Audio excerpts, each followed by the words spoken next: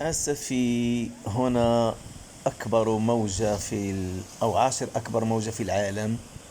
الموجة على شكل أنبوب.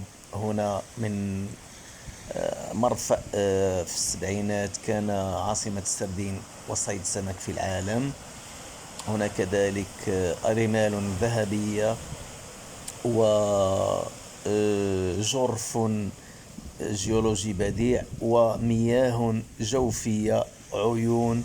لاحظوا هنا يا بعض الشباب بعد أن سبحوا في الماء المالح يستحمون بالماء العذب. تحياتي من آسف المغرب.